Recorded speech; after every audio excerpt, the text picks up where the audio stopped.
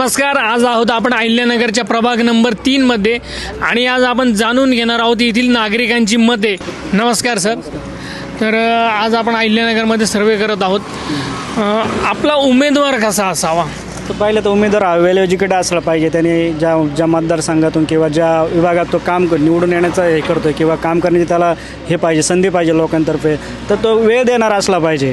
Plus त्याने आपल्या मतदारसंघात वेगवेगळे कामं असतील किंवा ज्या उपाययोजना असतील, सुधारणा असतील, त्या करण्यासाठी निधी आणायची त्याची ताकद असली पाहिजे, तेवढी दाणत असली पाहिजे पालिकेत एकदा गेल्यानंतरनं.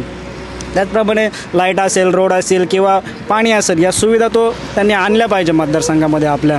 त्याचप्रमाणे वेळ देणं गरजेचं आहे. त्याच्या मागं सामाजिक असेल किंवा धार्मिक असेल, ही सगळी त्याला आवड असली पाहिजे. तेवढं त्यांनी वेळ दिला पाहिजे. लोकांच्या जनतेच्या सुखदुःखात जे लोक आपल्याला निवडून देतात 5 वर्ष, कमीत कमी त्या कालावधीत तरी त्यांनी लोकांच्या सुखदुःखात सामील झालं पाहिजे, असं मला तरी वाटतं एक नागरिक म्हणून. तुम्ही या प्रभागाचे नागरिक म्हणून तुम्हाला होणाऱ्या नगरसेवकाकडून काय अपेक्षित राहील? त्यांनी सर्व दृष्टीने सुधारणा केलं पाहिजे. लोकांना वेळ दिला पाहिजे. सुखदुःखात सहभागी होणं फार गरजेचं आहे. कारण लोकांना तुमचा पैसा नको आहे, वैयक्तिक पैसा नको आहे, तुम्ही त्या लोकांच्या समस्या सोडवणं फार गरजेचं आहे. आज आरोग्याच्या दृष्टीने असेल, त्यानंतर पावसाळा असेल, पावसाळ्यामध्ये खूप दूषित पाणी वगैरे होतं, डासांची याचे हे असतं.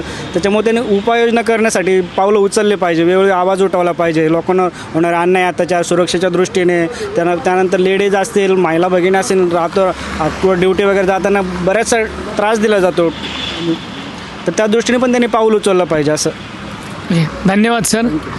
तर हे आहेत आपल्या प्रभागातील नागरिकांची मतं. अजूनही आपल्याला बऱ्याच नागरिकांना भेटायचं आहे, तर चला जाऊयात बाकीच्या नागरिकांना भेटायला.